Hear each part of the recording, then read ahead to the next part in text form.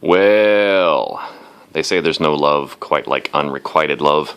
And I guess this little Groma Kolibri might fall into that category, because man, I haven't given this thing any love. I've had it for probably 4 months, and I haven't lifted a finger on it. About breaking my heart. So I stuck it on eBay and I sold that little sucker. I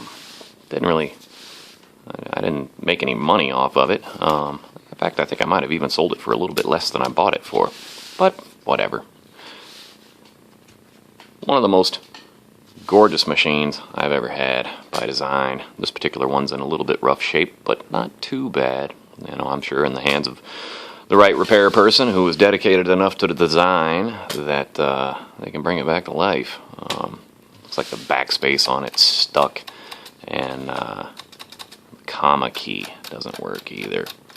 I think there's a linkage inside there that's disconnected or missing even. I don't really know. Yeah, it looks like it's missing. There's one of the arms. It may be inside there for all I know. So yeah, this one's going away. Just thought I'd do a little video on it before it goes away, because I don't get these very often. This particular one's kind of rare in that it has a QWERTY keyboard. Most of the Kolibris I've seen over the years have all had the QWERT Z keyboard, and the other. Which, I mean, I've only seen one other one with an English keyboard on it. Or I shouldn't even say English, because this one is truly an English keyboard, but the other QWERTY keyboard that I saw was actually a QWERTY International. I say international, is probably British. I mean, it had the British pound sign, but it also had a couple of accent it had the accent and the umlaut on there. So that was truly an English International. This one's just straight up English. One of the flattest typewriters ever made.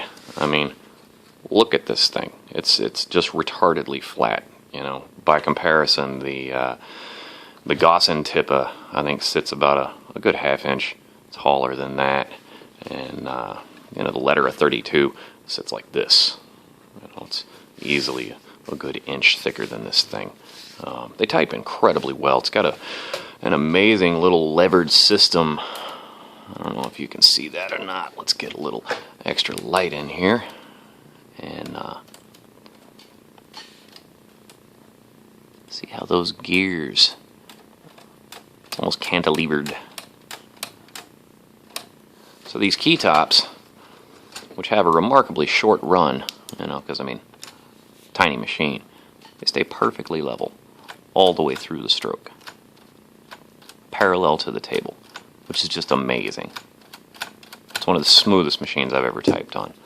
You know, it kind of breaks my heart that I couldn't get this one back up into snuff, but I say couldn't, it's more like wouldn't.